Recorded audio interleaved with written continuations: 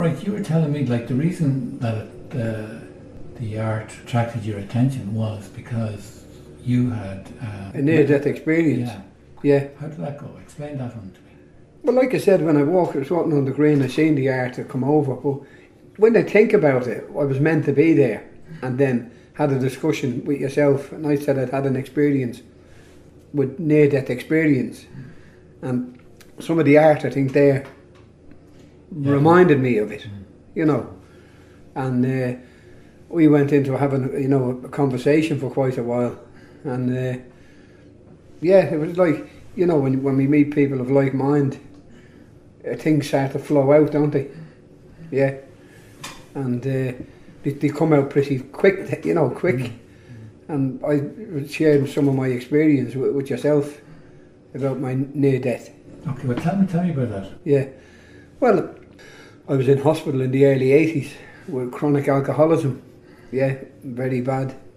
And this was in the UK, in Liverpool. But I'd had a long history with alcohol at that time. And the experience, I came to a point, I must have been about 33 at the time. And yeah, it was a profound experience. Explain how it was a tunnel experience. Yeah. So what? Were you in bed? Oh yeah, I was in bed. I mean, in the hospital, it was an old Victorian hospital, right? And they had these big, huge, long wards. And what happened? I'd started at the top of the ward, right? Because I wasn't deemed to be near death's door, right? And then on these long wards, they had like a station with nurses on it. And eventually, I reached that. You reached the far end, which was the middle. Yeah, the middle. They come to the middle. I reached the middle where the nurse station was, and that meant you were knocking on the door. Oh, so the closer you were to the nurses, the nearer you were going out. Right. Yeah, Okay. yeah, and chronic pancreatitis, bear in mind, which is a very serious illness, and they didn't see me recovering from that. And the nearer I got to that post, that was telling them I was ready to go. And they gave me more painkilling stuff, yeah. And it was then that, I mean, the suffering you have with chronic pancreatitis is horrendous, yeah. And when you become that ill, everything comes back to you. I mean, the suffering in your life comes back to you, you know. I mean, I've just showed you, these magazines, you haven't looked at them yet. Yeah. And that's where I grew up, yeah, which was in the inner city of Dublin. And that wasn't, it wasn't the greatest place to grow up, but it was a tough area to grow up, so it had to be really tough to survive that. When people weren't working, you know what I mean? And I had the habit of taking other things, people's properties, not from there, but if the baker pulled up, which he did outside the flats here, I'd help myself to a loaf or two, yeah? And this is just near O'Collin Street, this place, yeah? So the shops were very handy, to help yourself. For lifting. Exactly, yeah. And that becomes prolific as you get older, yeah. And you end up coming into. So you were basically becoming a thief then? I was a thief, but I was getting better at it. I was becoming a lifetime thief. Yes, okay. So you're up near the yeah, I'm not getting close to nurses and closer to death. Death, yeah. And it just became that bad that I couldn't take it anymore. I'd suffered enough, and I said I surrender. I just gave up, and I said I want to be out of this world. I don't want it. I can't take it anymore. And at that point, boom, I was gone. Yeah, I went into a tunnel. Yeah, and I remember. You see, these things seem to take a long time, but they're very quick. Yeah. And it wasn't one of these flashes like people have. A lot of people have near-death experience and they just remember this was profound for me, And I travelled through the tunnel to a place. You see, it's hard to explain because you're going through different phases. You're seeing different things as you're going through the tunnel. And I came to a place of rest, if you like, for me. But I see it now as a state of consciousness. yeah. And when I got there, it was the best place I wanted to be, yeah. I just said, this is I'm happy. I want to stay here, yeah. Because that state, it wasn't a place, it wasn't a heaven that I understood, you know, I thought I understood, or a physical place. It was a state of consciousness, and it was just wonderful. You know what I mean? Just to have no pain, no suffering. You know what I mean? And just to be in that state, and you could see everything though. You know, just had a thought, you could think, and everything would, you know, wherever you wanted to be, you could be. Yeah, but I didn't see a God. I felt the presence. Yeah. In that state, it was just a loving presence, the healing and the loving presence. And to me, that was a God, as I understood it, you know. But I was just happy to be there. And I'm saying, that's it, I'm okay here, yeah. But I can think, if I want to go somewhere, I only have to think of it, and I can do it. But I was quite happy to stay there. Didn't want to think of going anywhere. But bear in mind, you're leaving your family. And you can actually see all this. I mean, on your journey with near-death experiences, when you go out, yeah, you have an out-of-body experience first, right? I mean, when I said when I died, you go out of your body first before you go into the tunnel, yeah, and you can see everything around you. You can actually see all what's going on with your family and stuff like that.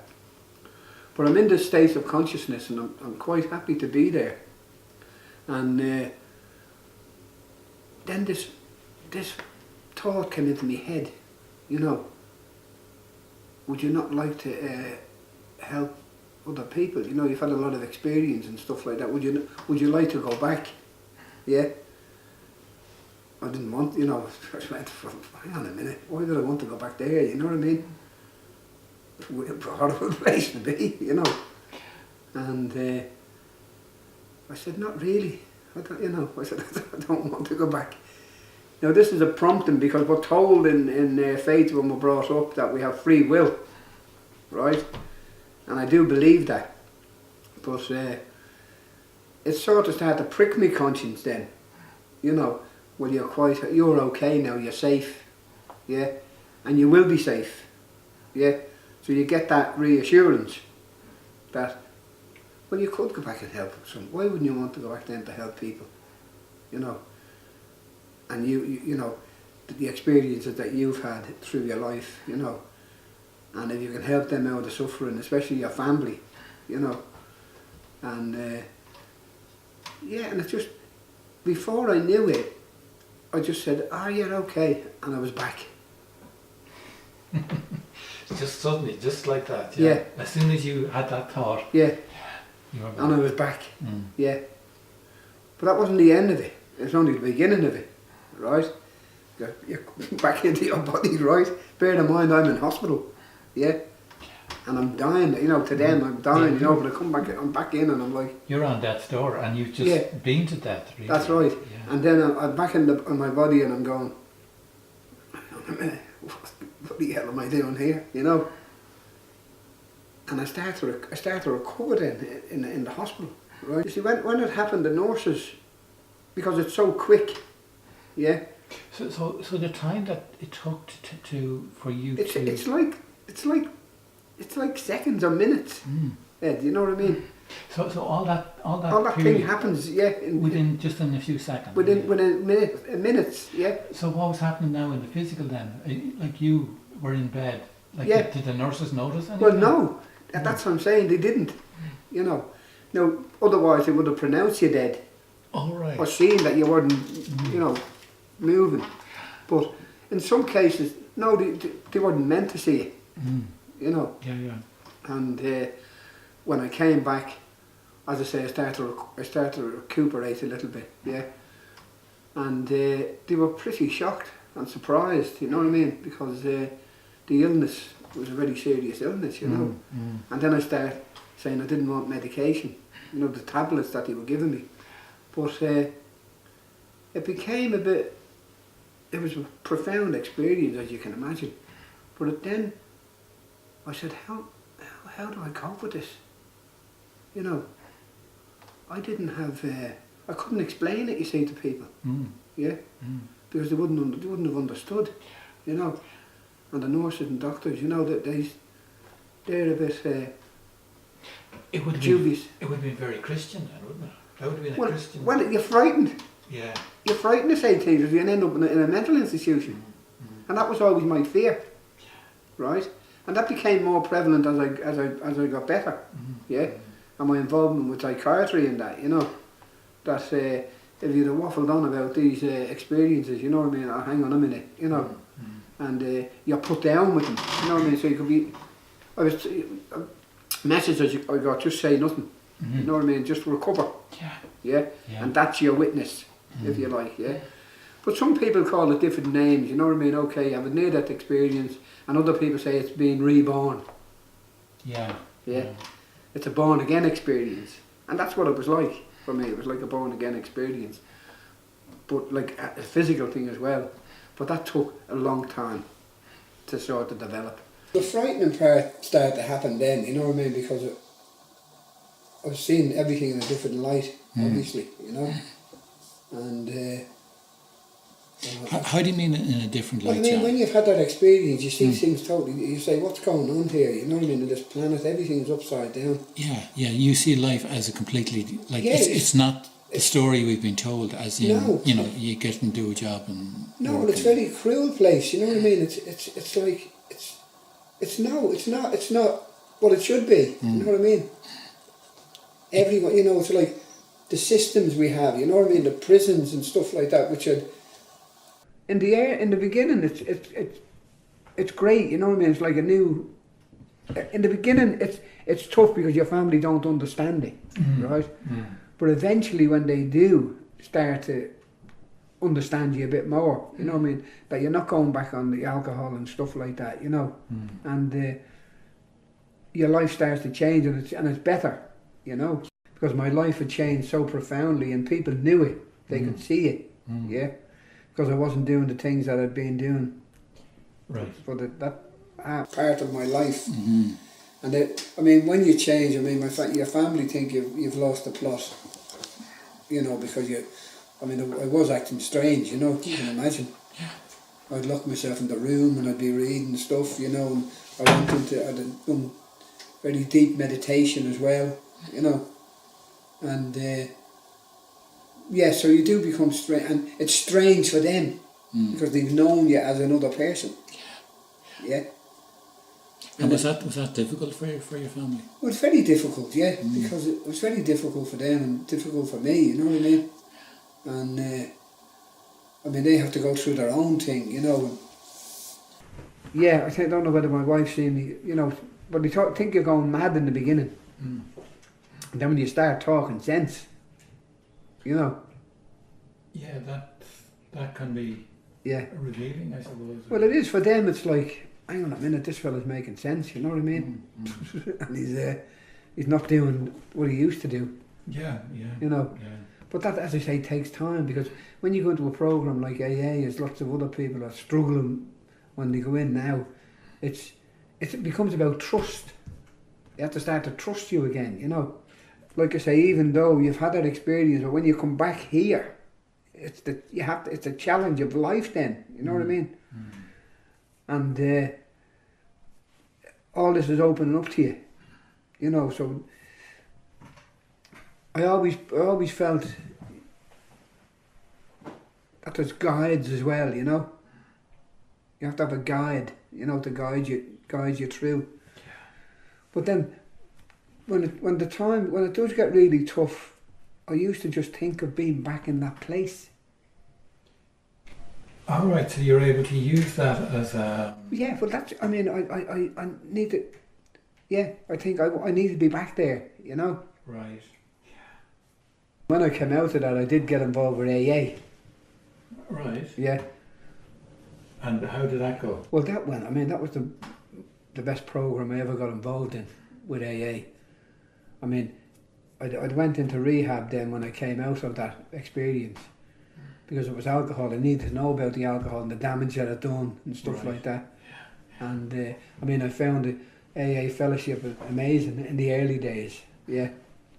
When I went to I joined AA, right? Mm. And I said, I couldn't read the book at the time, but this all came to me. Yeah, all this stuff was open to me. The thing I was saying, well, when you come back and you have an experience like that, you say, okay, I've come back, now what do I do? Right? So you get the message. Yeah, this is what you do. Yeah. So there is like a guiding force, right? That directs you. The 12-step program believes in a higher power. Yeah. So you don't have to believe in a higher power. You know, that's up to yourself. But to me, it was a higher power. And the program of 12 steps was amazing. And once you've done them, you got the message. But I'd already had the experience. In the 12 steps, it says, in step 11 and 12, you'll have a spiritual experience. But I'd had that. Yeah. Yeah. And then you've got to, I mean, that helped with the AA program was about making amends. Yeah. And to make amends to people that you can make amends to. But a lot of them have died, so you just have to do that in a different way, you know. So, yeah, you ask for forgiveness from them, you know. There is this thing about, yeah, as I said, the making amends, and people think, oh, asking forgiveness is a weak and all that. No, it's not. It's strong. You know, you become strong. You have to be brave to forgive people. Well, yeah, well, that's right. But like you say, you have to be brave to say you're wrong as well. Yeah. And ask people to say you're sorry. Yeah, to ask for forgiveness. Yeah. Yeah, that's a big... Yeah, that's a big one. You know, people can't ask for forgiveness, you know. They just... But when you've had these experiences, I don't find it a problem. Yeah. You know, because it's easier. Not easier, but that's the way you need to do it, you know. Bear in mind, I'm a chronic alcoholic. Yeah? No, that's being taken away. So what do I do? You know what I mean? All right, so now you realise you can't go back to the drink. I can't go back to drink. You know what I mean? That's been taken away, right? Because you know, if I want to get well, I have to stop. The drink is the main thing, you know. But I was drawn into a drug scenario, right? Because a lot of the pubs that I drank in, a lot of people smoked hash and stuff like that, yeah, and took other substance. And with my background, my family being buyers and sellers and all that, now it didn't stop me from doing that. Yeah. But I felt I was drawn back into that, and then it was only a number of years later, it was only 10 years later, yeah, after this experience that I realised why all this happened. Yeah?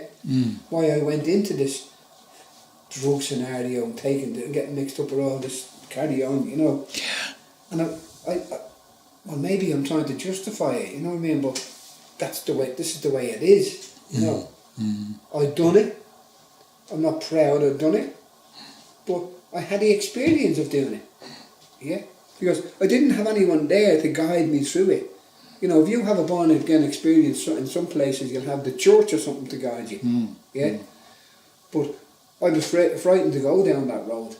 Right? So I started, I'd say, take cannabis first as something to calm me down, because you can imagine coming from that type of space, yeah? That you know, your mind, your brain, and so it can be racing, you know.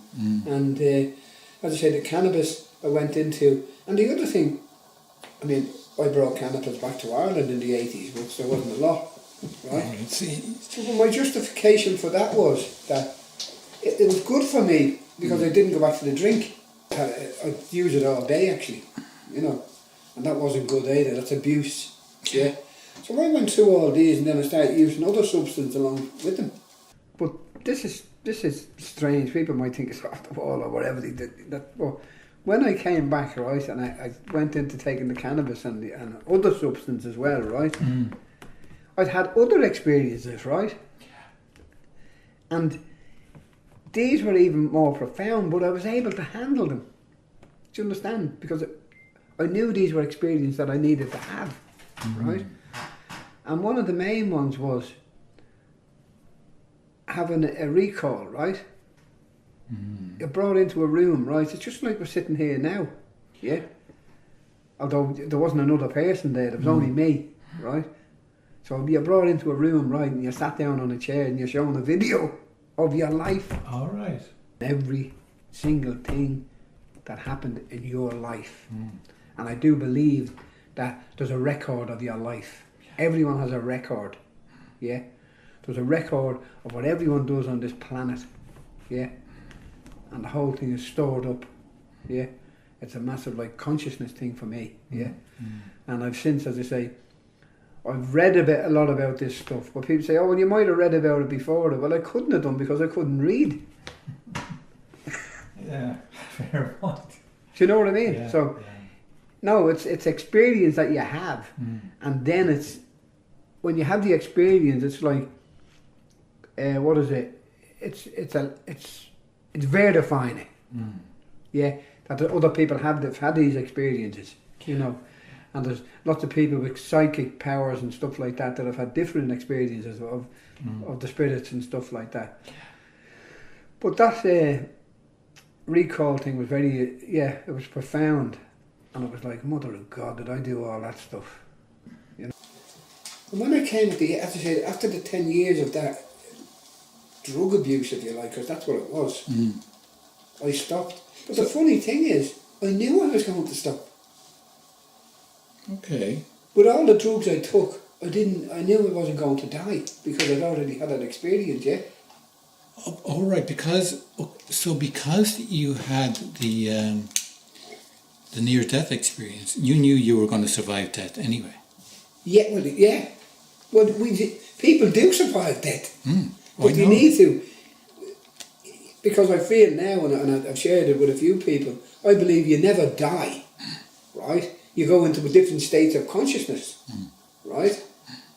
But it depends on how you leave this world to the state of consciousness that you go into. All right. So, so then, based on how you are, how you feel at the time of your death, is basically where you go. That's my belief. Yeah. Well, and that's your experience as well. Yeah, that's my experience. That's right.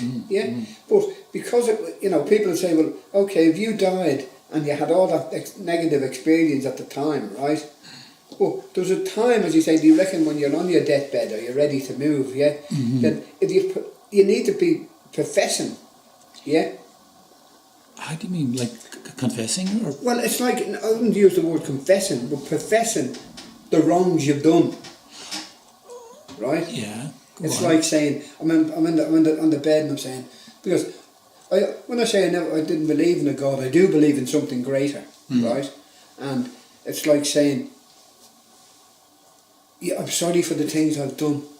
Yeah, I'm sorry if I've hurt people, all that type of thing, which I was, and I generally meant that. Yeah. So you're going through that. It's like cleaning you up. Yeah. On your deathbed before you go. Yeah, before you're transferred to that other level of consciousness. And that's the way I seen it, you know. But I had to come back and clean a lot of other stuff up. Right? Yeah. It's like I believe you can do it in your mind, but then a lot of the times you have to, if you're lucky enough to give the opportunity to come back, you have to do it physically. Yeah. It's making amends. Right. So then what would you say then, John, to people who, about that? Like, what is it, or is it not? Well, it's, for me, everyone's on the journey here, right? And they have it's a journey for them, you know. I don't believe in death, you know what I mean? You don't die, you move on, you know, you progress. And okay, right. Just on that point, just for people who are afraid of death, like what can you say? Don't be afraid of it. Why not? Face up to it. Yeah. Okay. So what do you think will happen then when you die? Like it's like this physical body that you. But this physical body, look, it's just a vehicle, isn't it? It just carries you through. All the philosophies teach us that. Yeah. Whether it be Hinduism, Buddhism, Christianity.